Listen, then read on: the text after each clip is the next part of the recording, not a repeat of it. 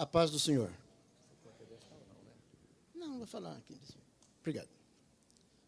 Coríntios, primeira epístola de Paulo aos Coríntios. Capítulo 2, versículo 9. Assim que o pastor Álvaro pôs os pés aqui, eu paro a minha mensagem. 2, versículo 9. Primeira epístola de Paulo aos Coríntios, capítulo 2, versículo 9. Todos acharam? Mas, como está escrito, as coisas que o olho não viu, e o ouvido não ouviu, e não subiram ao coração do homem, são as que Deus preparou para os que o amam. Mas Deus nolas revelou pelo seu Espírito, porque o Espírito penetra todas as coisas, ainda as profundezas de Deus. Porque qual dos homens sabe as coisas do homem, senão o Espírito do homem que nele está? Assim também ninguém sabe as coisas de Deus, senão o Espírito de Deus. Mas nós não recebemos o Espírito do mundo, mas o Espírito que provém de Deus, para que pudéssemos conhecer o que nos é dado gratuitamente por Deus, as quais também falamos, não com palavras de sabedoria humana, mas com as que o Espírito Santo ensina, comparando as coisas espirituais com as espirituais. Ora, o homem natural não compreende as coisas do Espírito de Deus, porque lhe parecem loucura. Não pode entendê-las, porque elas se discernem espiritualmente. Mas o que é espiritual? Discerne bem tudo, e ele de ninguém é discernido. Porque quem conheceu a mente do Senhor para que possa instruí-lo? Mas nós temos a mente de Cristo. Amém. Bem, irmãos, Paulo, como nós, leitores da palavra, sabemos que Paulo aqui, ele está escrevendo à igreja de Corinto, e ele começa a falar sobre a sabedoria de Deus. E quando ele fala sobre a sabedoria de Deus aqui, ele centra a sua palavra sobre a palavra revelada. Ele está escrevendo à igreja de Corinto, que Corinto havia recebido a influência, foi impactada pelo intelecto helênico, pelo helenismo, pela filosofia helênica, que eles procuravam razoar o porquê, a razão da vida, através da filosofia, de Platão, Aristóteles, Sócrates, enfim, os pais da filosofia. E Paulo, quando ele escreve aqui, ele combate o pedantismo do intelecto helênico, a partir de certos princípios. Ele começa a falar, e ele diz, olha, quando eu fui ter convosco, propondo-vos o testemunho de Jesus Cristo, eu não fiz com sublimidade de palavras. Porque Paulo, ele foi criado aos pés de Gamaliel, e sabemos que Gamaliel, ele foi um discípulo de Hillel e Shammai, que eram os três intelectuais rabínicos, e ele também tinha uma formação secular. Então, ele tinha conhecimento eclético com fartura. Mas, no entanto, aqui ele não quis mostrar, ele combate o pedantismo, o orgulho intelectual. Ele centra a sua fala aqui no poder da revelação e na operação do Espírito Santo. E quando ele fala isso, que o homem natural não entende as coisas espirituais, que lhe parecem loucura, eu vejo um princípio interessante. Paulo, na sua fala, não somente nessa epístola, mas em todas as outras epístolas, como aos Colossenses, principalmente o capítulo 1, quando ele começa a mostrar a proeminência de Cristo, ele fala que em Cristo foram criadas todas as coisas. Mas o próprio Cristo, o Senhor Jesus, nos dias do seu ministério terreno, capítulo 11, verso 25, 26 de Mateus, diz que ele exulta em espírito, ele alegra, e ele, naquela oração, ele fala, parece que ele traz um paralelismo, diz que depois Paulo fala no futuro. Ele diz assim, graças te dou, Pai, Criador dos céus e da terra, porque tu ocultaste essas coisas aos sábios e entendidos. Então, ele está dizendo que as coisas que Jesus veio, estas coisas, as coisas que Jesus estava aqui, no seu ministério terreno, as coisas da cruz, o segredo da eleição dos gentios, o segredo da igreja, a igreja que é um mistério. Paulo fala que a igreja em si mesmo é um corpo misterioso, quando ele fala no capítulo 5, verso 23, a seguir de Efésios. Quando ele, eu acho interessante que ele fala sobre o casamento, a comunhão entre marido e mulher, etc. Mas ele fala assim, grande esse mistério, digo, porém, sobre Cristo e a igreja. Ele fala que, ele toma aqui uma linguagem metafórica, ele fala metaforicamente, mas fala sobre a igreja, a unidade da igreja, que a igreja possui, Cristo e a igreja. É um segredo. O primeiro segredo que temos de ser igreja é o chamado. Então, nós aqui estamos porque fomos chamados, fomos escolhidos. E esse chamamento é muito importante. Isso é óbvio que através da pregação, você ouve a pregação e você é chamado. E quando você é chamado, você vai identificar-se com Cristo através da mensagem. Todo crente ama a palavra. Todo crente conhece a palavra do pastor. É um segredo muito grande que acontece na igreja, talvez passa até um pouco assim despercebido, mas é um segredo na operação de Deus nos ministérios. Quando eu digo dos ministérios, estou aqui pluralizando essa multiforme maneira que Deus trabalha agindo na igreja nos múltiplos ministérios. Então, quando uma pessoa canta, por que às vezes uma pessoa canta a mesma música, o mesmo CD com o mesmo acompanhamento, mas quando ele canta, alguma coisa acontece. Tira glória a Deus, tira aleluia, alguém recebe até batismo no Espírito Santo.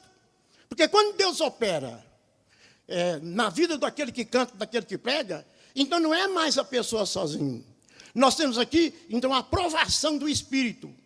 Paulo, quando ele fala isso, ele estende-se todas essas verdades em todas as suas epístolas, as epístolas tanto as gerais e as pastorais. E ele fala isso, irmãos, eu quero ir ter convosco aí aos romanos, numa certa província de Roma, mas eu quero ir na plenitude do Espírito, para que eu possa comunicar a vocês algum dom espiritual para edificação da igreja. Então, há um segredo muito grande. E aqui ele fala uma coisa assim, que é comparar as coisas espirituais. E para comparar as coisas espirituais, a pessoa tem que ser espiritual. Quanto mais você... Ser espiritual não é ser diferente dos outros, não é ter um 5 estrelas, mas, de uma certa forma, Deus quer, é necessário que todo crente seja espiritual. Né? Você é espiritual. Nós somos espirituais. Nós não podemos sermos homens, no sentido genérico, naturais. O homem natural, ele é um homem natural. Mas Paulo diz que o homem natural não compreende as coisas espirituais. Agora, o que pesa? O peso daquele que canta, o peso daquele que fala, está exatamente no grau de espiritualidade que a pessoa possui, do conhecimento, da maturidade espiritual que a pessoa possui. Quer queiramos ou não, uma pessoa que é espiritual, ele canta, ele faz a diferença. Você sente, há um segredo. Nós não temos jeito de explicar isso matematicamente, teologicamente. Não existe uma explicação racional. Porque quando Deus opera. Uma pessoa falando, uma pessoa espiritual, contando lá da morte do Egito. Davi dando uma pedrada no gigante, derrubando, cortando a cabeça. Vejam bem, parece que é até uma coisa tétrica. Falando de morte, tirar a cabeça, e no entanto já vi Jesus batizar no Espírito Santo, a pessoa contando sobre que Davi venceu lá, o Golias, as guerras de Israel, no Crônicas, no livro, aquele negócio assim, cheio de sangue, mas o Espírito Santo, ninguém sabe contar a história de Deus melhor do que o Espírito Santo. E quando o Espírito Santo conta a história da Bíblia, naquele que está contando, é diferente, faz a diferença. Xaragalabachulebagaias. E ser espiritual não tem jeito de você imitar, não existe como imitar. Não existe imitação, a pessoa pode imitar aí um poeta, pode imitar Manchur Chalita, Khalil Gibran, Castro Alves, uma poesia, Shakespeare, mas não tem jeito de você imitar a história do céu, porque a Bíblia fala da história do céu. Somente o Espírito Santo pode inspirar e contar a história do céu dentro da unção e da revelação do próprio Espírito. É diferente. É diferente. Glória a Deus. Então, ser espiritual, primeira coisa, é ter conhecimento de Deus. É ser amigo de Deus, é andar com Deus. É ter a revelação de Deus. Jesus parte por isso, desse princípio nas verdades orgânicas de João. João, ele fala sobre as verdades orgânicas em João, o Evangelho. E nós vamos ver isso, que quando Jesus estava no seu ministério, ele fez a diferença. Quando ele conta lá o capítulo 5, 6 e 7 de Mateus, o sermão das Beatitudes, no capítulo 7, quando está terminando o sermão, diz que os escribas fariseus, aquelas pessoas que estavam ouvindo, diz assim, ele falava diferente dos escribas e dos fariseus. Os escribas, intérpretes da Torá, da lei. Ele diz assim, ele falava como tendo autoridade. Os escribas sabiam, eles estavam na força da letra. Mas Jesus tinha a força do Espírito. Era diferente, era Deus dele. Ele falava uma palavra vivificada pelo Espírito. E o próprio Jesus dá testemunho disso em João 6,63. As palavras que eu vos tenho dito são Espírito e são vida. Ele falava diferente. E nós que pregamos, nós que, pela misericórdia de Deus, damos alguns testemunhos, sabemos disso. Quando você ora, vai, levanta de madrugada, jejua, lê a Bíblia, chora e clama. Quando você se quebranta na presença de Deus, a sua mensagem é diferente. Aleluia. Perguntaram certa vez a um grande pregador, Moody. Ele pregou uma mensagem e Deus salvou o Taylor, que se tornou um grande pregador também. E o Sankey, também um cantor das suas campanhas evangelísticas. E perguntou, quanto tempo o senhor gastou para esboçar esse sermão? Ele falou assim, desde o dia que eu entreguei para Jesus. O meu sermão tem o peso da minha vida, da minha experiência. Amém? Então não tem jeito de você esconder. Quem é espiritual, não tem jeito de esconder. Está escrito isso aqui, ó. Mas quem é natural e carnal, ele também, você percebe nas palavras, no relacionamento. Glória a Deus. Naquilo que ele fala, naquilo que ele gosta. Até no carro dele, até no decalque do carro dele faz a diferença. Até na música que ele ouve. Glória a Jesus, amém? Então tem peso. O nosso ministério, o nosso testemunho, não é algo, certo, que aparece como apertar a barriga do Buda e fazer milagre. Não é na verdade, uma lanterninha, uma pilha que você liga no momento e sai a luz. Não, você tem que estar ligado à fonte da revelação.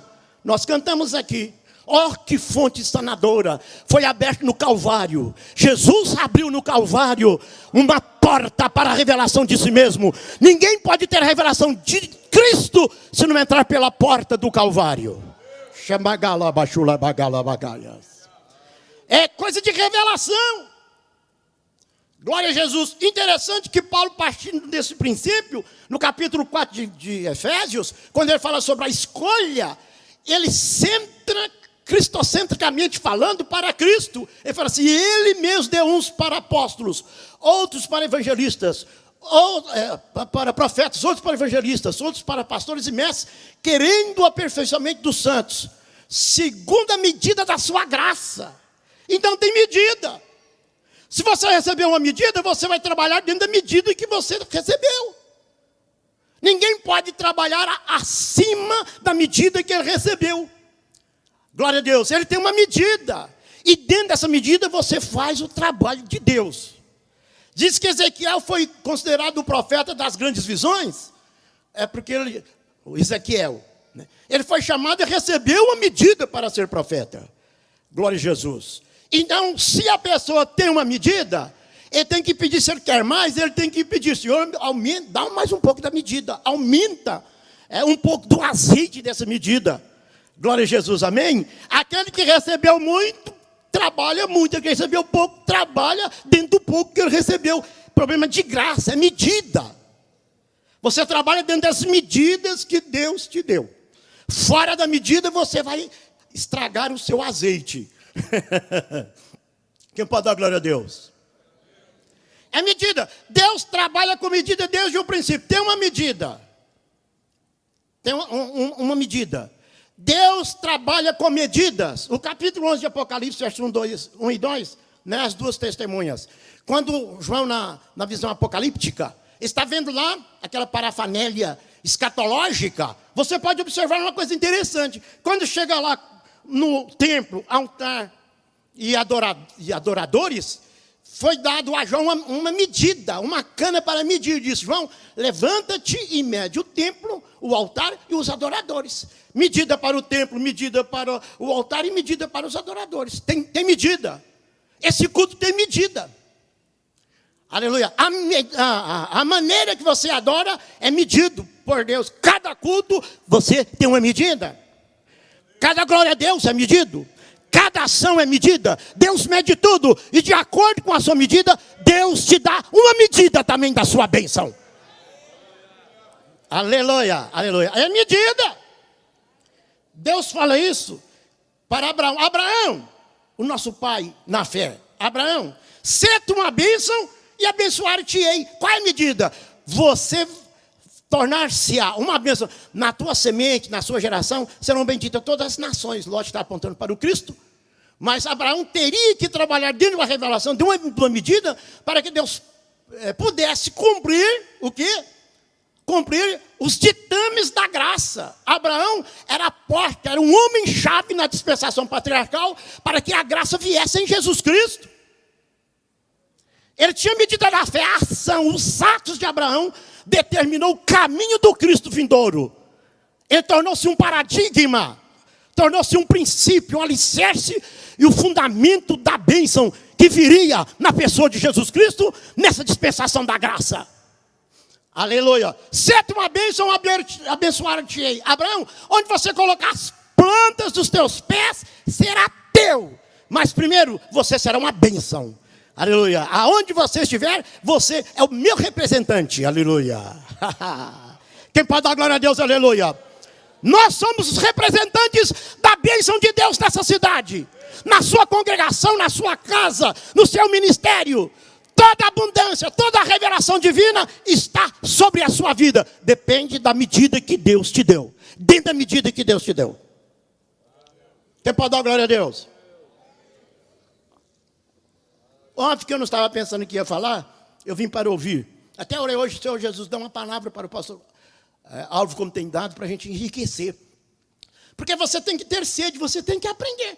Porque o pedantismo, o orgulho intelectual, até teológico, essas coisas, nos impede de ser abençoado.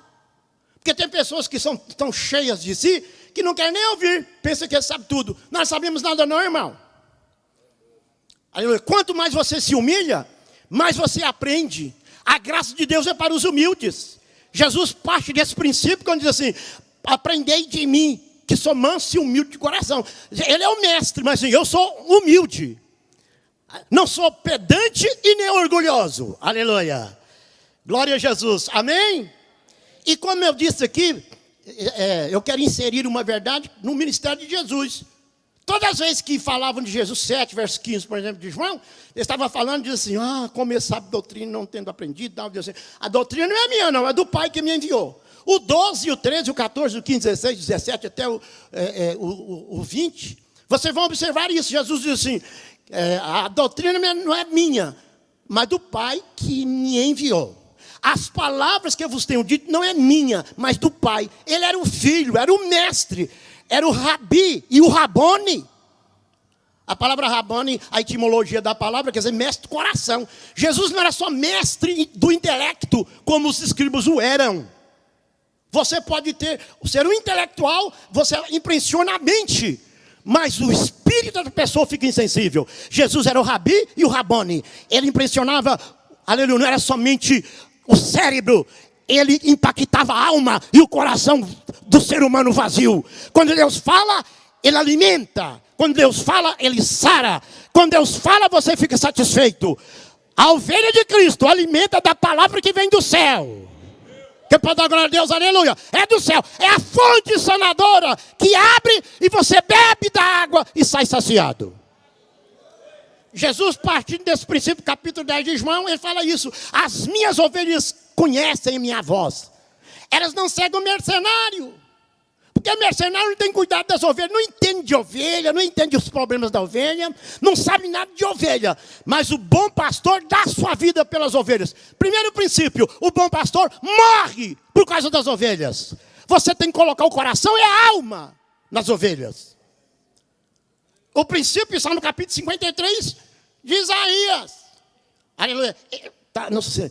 Quando está terminando lá, fala de Jesus assim, ele foi moído, ele foi entregue, e no fim, ele verá o trabalho da sua alma e vai ficar satisfeito. Jesus verá o trabalho da alma. Eu sou fruto do trabalho. Jesus se alegra. Eu estou pregando aqui, era espírita, ledor de psicografias, ledor de manchuchalita, ledor de mundo pleuroma, mundo etéreo, de esoterismo filosófico. E lá na Praça da Sé, o Espírito Santo me alcançou como? Eu estava lá para estudar. Mas uma pessoa cheia do Espírito Santo, não era uma pessoa natural. Uma pessoa natural não me alcançaria, porque estava cheio de conceitos da filosofia espírita.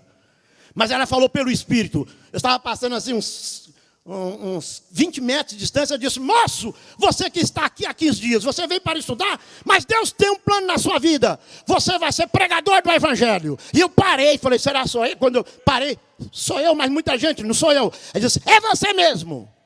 Eu te chamei para que você seja pregador do Evangelho. Falei, não é eu não. Eu pensei, falei, com certeza é um espírito do mundo etéreo, do mundo pleuroma que está falando. Essas coisas, ele disse, não é espírito de mundo etéreo nem pleuroma não. É o Espírito de Deus que está falando. Ale cachalabacaias. Como é que ela sabia?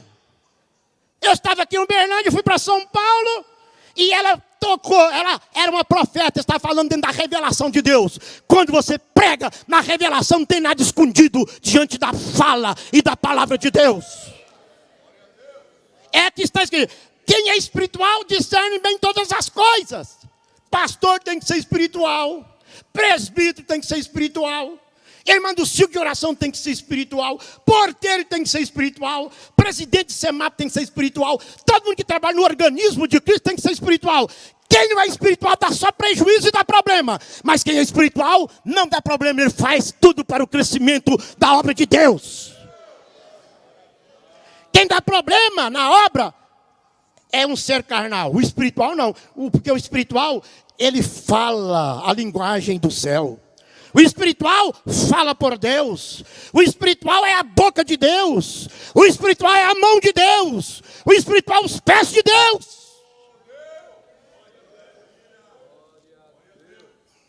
Jeremias 16 diz assim, né? Se tu apartares o precioso do vil, tu serás como a minha boca. Tornem-se eles para você, mas você não volta para eles. Não volta a ser homem natural. Eu te chamei para que você seja minha boca aqui. Ser espiritual. O capítulo 3 e 4 da chamada de Moisés, vocês vão observar isso aí. Deus chama Moisés para... E parece-nos que eu diria assim, tudo estava aglutinado na mensagem. Não era problema de armas, porque Israel era um monte de escravo. E Deus coloca uma vara na mão de Moisés para trabalhar, para pelejar com o maior poder bélico da época, que era o Egito. Representava hoje os Estados Unidos. Entendeu? Carros, cavalos. Era a primeira potência, entendeu? Bélica do mundo na época. Agora, Moisés, chama lá. Você vai voltar lá depois do chamamento. Mas quando chama, Deus revela um princípio interessante. Você vai libertar o meu povo do Egito. Aí eu não. Disse, não, é você. Eu não sei falar, sou pesado de boca. Quem fez a boca do homem? Vai falando. Não, manda Arão, ele é um bom, ele é bom de oratória, tem curso de oratória, ele conhece toda a semântica da oratória, ele sabe todos os problemas, ele é bom na oratória. Ele conhece as regras da oratória. Não, é você que eu quero. Aleluia. Eu vou te usar, serei com a sua boca. Não. Aí Deus falou assim, então você está esquivando? Então, eu vou te colocar como Deus sobre Arão. Ele não queria ser nem profeta agora como Deus. Não, vou te dar a autoridade de Deus. Vou te dar a minha autoridade. Pega a vara. Senhor, mais uma vara para lutar contra a vara. É esta vara. E você sabe o que ele fez.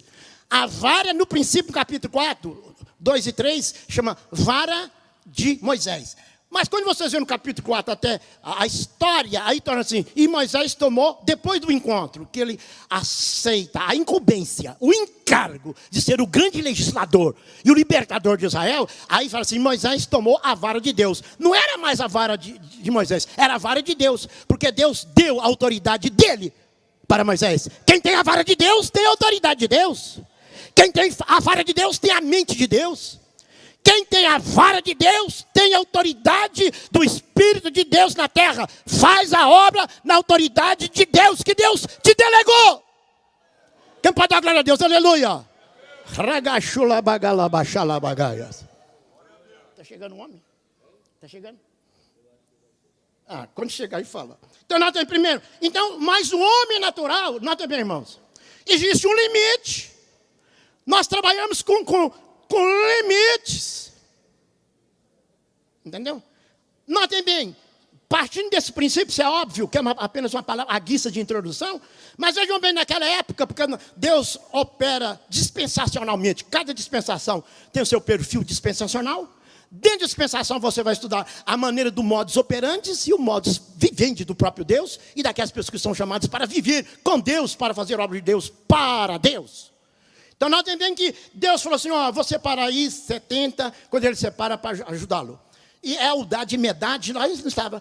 E disse que Deus tirou 70% do Espírito que estava sobre Moisés. Não é o Espírito de Deus, não. Do Espírito que estava sobre Moisés, porque havia uma unicidade. De propósito, havia unidade. Tirou do Espírito de Moisés e colocou. Até Eldade e Medade, os medrosos que estavam lá no meio do povo, não quiseram vir para a reunião, para serem separados, porque hoje a pessoa corre em busca de separação. Você não... o chamado de Deus é Deus que chama, vocaciona. Você está correndo, não. Se você é escolhido na hora certa, alguém te acha na esquina. Alguém de Deus. A escolha é dele. E ele escolheu e está acabado. Amém? Se Deus te escolheu para ser profeta, você vai ser profeta. Passa o tempo que passar, mas você é profeta. Aleluia. Você é o escolhido. Pode ser até o Saulo de Tarso, matando gente e arrastando gente. Deus acha, aparece para Ananias. Ananias vai lá orar pelo homem. Achei o homem. Derrubei ele do cavalo. Está lá cego. Não, eu não vou não. Esse homem é um peste. E ele aqui tem carta dos principais, vai matar crente e eu não quero morrer. Não quero não. Eu tenho alguma coisa para fazer, meus filhos ainda estão pequenos. Vai lá. Aleluia. Porque dentro do conceito de Ananias, o Saulo era um peste. Esse é um peste, um homem perigoso. Sanguinário. Aí Jesus disse, não, esse é o seu conceito. Para mim, você tem que estar dentro do conceito de Deus. O que você representa para Deus? Para mim, é um vaso escolhido para levar o meu nome. Eu escolhi. E tem uma coisa, eu vou mostrar para esse rapazinho quanto que ele deve padecer pelo meu nome. Ele vai padecer. E você já sabe que o camarada padeceu mesmo. Primeiro pensamento, se você é escolhido, não é só para comer churrasco, não. Deus te chamou para você padecer. É no seu padecimento que você cresce mais do que em comer churrasco. Glória a Deus. E tem crente que não pode padecer. Se ele padece um pouco, ele... meu Deus. Não. Glória a Deus. Crente foi chamado, principalmente o pregador, para ficar debaixo da guaspa de Deus. Amém? Isso está até nas figuras tipo o ketorete. O ketorete era o incenso sagrado, que tinha 3 componentes. A mirra, a unixa, entendeu? E o gálbano, que era pisado. E ele amassado pelos pés do perfumista. Amassava para sair o perfume. Jesus cumpriu isso. Ele foi moído.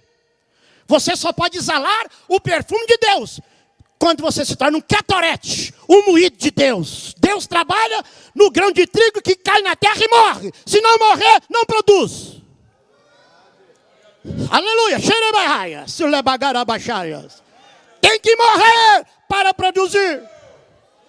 Aleluia! Morrer! É na nossa morte que nós produzimos muitos frutos. Foi na morte de Jesus que ele produziu hoje. Você está aqui porque você é resultado da morte do Senhor Jesus Cristo. A morte deu vida!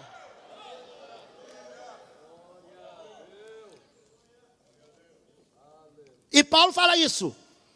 Ele fala isso, o conceito de Paulo com relação ao seu chamamento. Eu cumpro no meu corpo o resto das aflições de Cristo. Eu tenho sido oferecido por libação sobre o sacrifício, oferta líquida.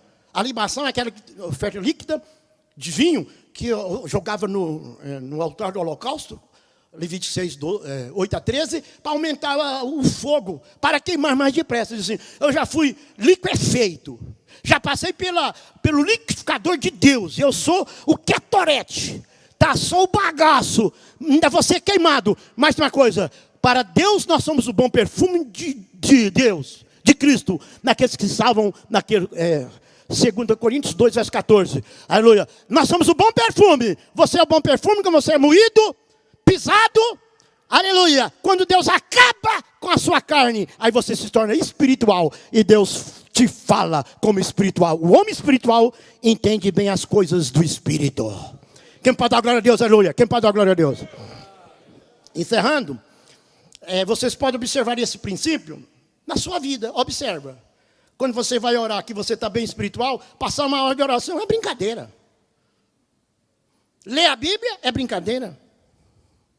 Você lê, vai ler. A minha esposa é testemunha disso. Às vezes eu chego em casa e não vou ler um pouco. Ou, às vezes ela fala assim, está amanhecendo o dia. Eu já li 32 capítulos numa noite, sem perceber. Não, parece que... Não. Mas quando você está na cama, 5 minutos de leitura já começa a dormir. É um Rivotril. Para muita gente ler a Bíblia é Rivotril. Quiatro. Não é verdade? Mas quando você ama a palavra, você vai lendo assim, seu coração ferve. Você entra no mistério de Deus e você sente Deus. Aleluia. Orar é uma maravilha quando você está no Espírito. Mas se você estiver na carne, meu Deus, a oração é um peso. Glória a Jesus. Vir ao culto é um peso. Dar glória a Deus é um peso. Contribuir é um peso. Caminhar para visitar o hospital tudo é pesado. Mas quando você está no Espírito, tudo é leve. Porque a graça e a unção de Deus te tira os enfados e as fadigas da vida. Quem pode dar glória a Deus? Vamos colocar em pé, vamos orar. Glória a Deus. Então eu falei para espirituais. E Paulo, quando ele escreve aos Coríntios, assim, bem que eu gostaria de escrever-vos, capítulo 1 e 2, como espirituais, mas vocês não é espiritual, porque havia certas coisas que não era, eu diria, a prática dos espirituais, dissensão, fama, um dizia que era de Paulo, outro de Cefas, havia divisão, havia contenda. Ele disse assim, vocês tentam essas coisas, vocês não são espirituais, porque o espiritual não tem esse negócio de eu sou o primeiro, eu gosto do primeiro lugar, eu gosto de ser apresentado. Tem gente que não foi apresentado na festa, uma festa de 5 mil pessoas, bem-vindo, meu irmão, bem-vindos. E ele gosta de ser visto, irmão. Aqui a igreja não é uma feira que fiz assim, aqui é melancia bonita, aqui não é lugar de apresentar, aqui não é feira, não, aqui é o corpo de Cristo, lugar de adoração, casa de sacrifício. Você vem como adorador. Você sai da sua casa não é para ser apresentado. Você vem aqui para apresentar-se a Deus, o seu culto, o seu louvor e a sua adoração. Aleluia. Não é feira livre para apresentar as bananas e as melancias. Aqui é o lugar de adorar a Deus, servir a Deus. Aleluia. O irmão diz que o sal no mercado é o que fica lá no último lugar. Ninguém fica fazendo propaganda de sal. Atenção, aqui no supermercado do Cerrado, o Carrefour, o sal hoje está em oferta. Já viu alguém fazendo propaganda de sal? Sal em oferta. Nunca vi propaganda na televisão. Ninguém faz propaganda de sal, não. Jesus, vós sois o sal da terra. Ninguém faz propaganda de sal. Você é o último da prateleira. Sal é o último da prateleira. Chegou. Parei. Deixa eu só encerrar meu pensamento. Sal, digam todos, sal é o último da prateleira.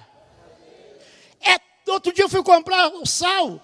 Você acredita que a gerente do supermercado, eu estava procurando sal, não estava só. Eu falei assim, a gerente, estava escrito gerente, falei, onde tem um sal? Falou, moça, você sabe que o sal estava aqui? Falou, aí tinha mudado o sal de lugar. A gerente do supermercado não sabia que os empregados tinham mudado o sal de lugar.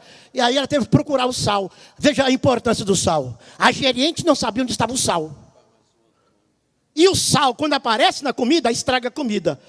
O sal é bom quando desaparece. Uma carne, você vai comer um churrasco. Se o churrasco estiver branco, sai do churrasco, meu irmão. O sal, quando aparece, estraga a comida. Assim é o crente quando aparece. Crente nada. É pastor, presbítero, evangelista.